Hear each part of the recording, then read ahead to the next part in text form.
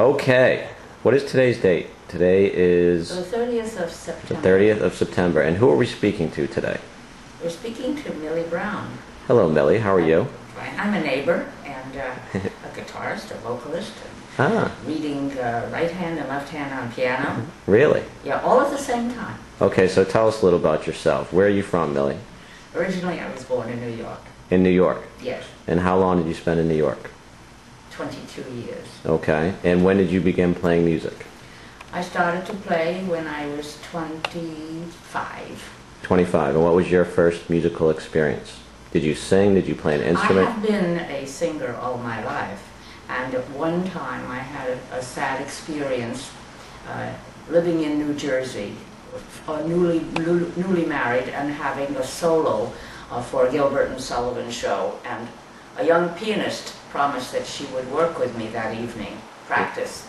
And when I arrived at her door, it was raining and cold, and she opened the door, and not very wide, and said, "I'm busy, I'm sorry, you'll have to come back another time," and closed the door, and I was left in the rain, and I was crying, and I said, "I hate this position, I'm a beggar, and I don't want to beg, ever."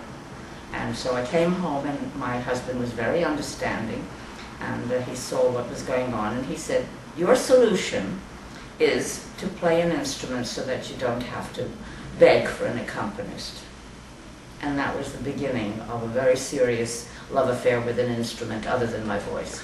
And then you began to play professionally, so you began to make your living playing music. Yes, I did. I was with a teacher, and he liked me very much and allowed me to teach for him, gave me a part of the studio, and in addition I fronted his band. Ah.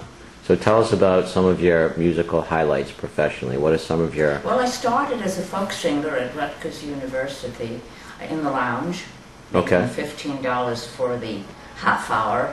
Was that good money back then? Yes, it was very nice. Okay. I appreciated anything I made from music, always did. Right.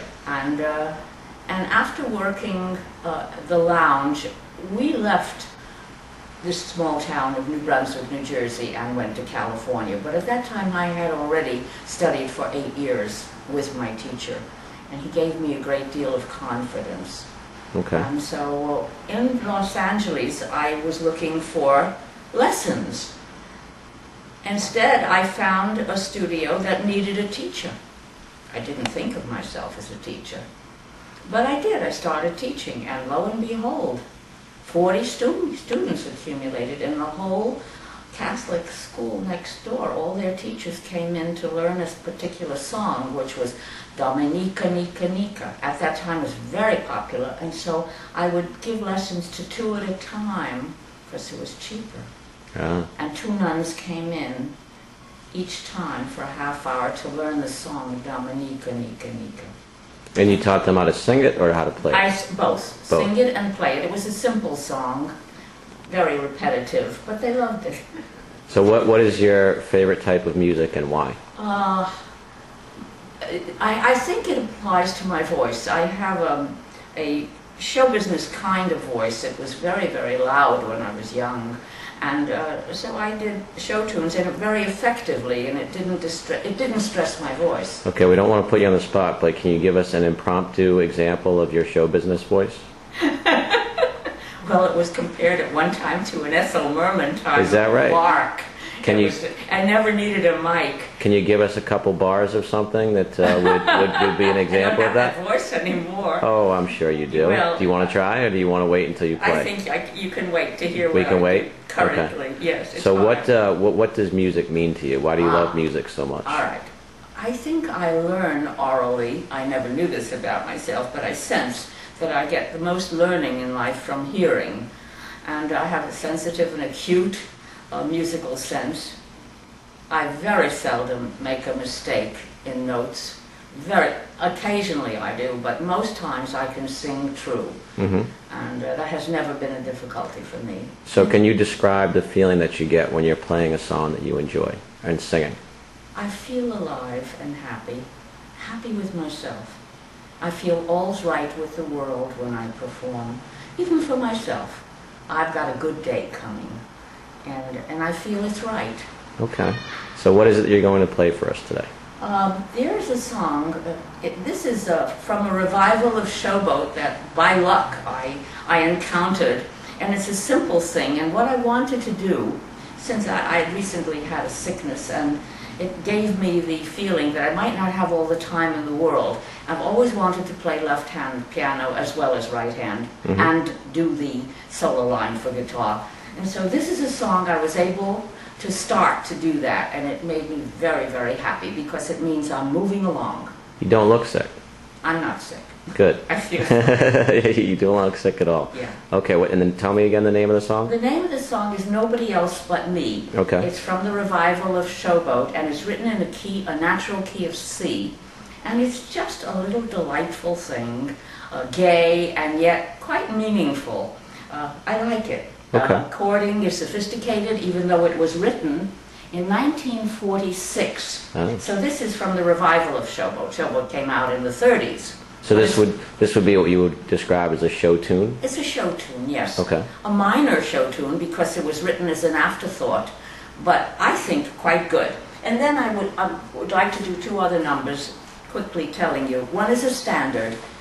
What is a standard is songs of the normal repertoire of most jazz musicians, and it consists of 40 songs. This is one of them. This is called Satin Doll. It's a Duke Ellington number. What makes a standard, and I'd like to explain this from a teacher's point of view, Sure. What makes a standard is the ease with which you can play it, because everybody has to know it. So it can't be too difficult. So it has gradations of playing. You grab a chord and then you move it, and you move it back. So that makes a standard where anybody can learn it, or at least any musician can learn it. And then the last song I want to do is a Steve Sondheim number, which is more voice than guitar. It's called Old Friends. And I recently had a party for an anniversary of mine, and I sang it, and there were many old friends in the audience, and everyone was touched by it. Stephen Sondheim has a great gift for doing lyrics that are very touching and real. And so I'd like to do that as well. What was the anniversary, if you don't mind sharing with us? It was an 80th birthday of mine. Whose 80th birthday? Mine. Oh, goodness, really? Okay. Really? Okay. So I've been playing, you have to count how many years I've been playing. It would be 55, no, 60. How many years? Since I was 25. Come on, my mathematician's 55. here. 50. 55. Yeah, 55 years. Yes. Great, great. Okay, So all right. so it's been my pleasure and my joy, and I'm not doing any teaching at the present time because I find it, the kind of music that's being played today is really simple, and they don't need me. You're playing for yourself now. I'm really playing for my pleasure, and for if anybody comes around and wants to listen, for their pleasure. Yeah, well, maybe we'll show this video to some people, and they'll enjoy it. Okay, thank you. And you'll transmit your joy of music to others. I'd like to. Okay. I'm going to give you some time to set up, and then we'll restart.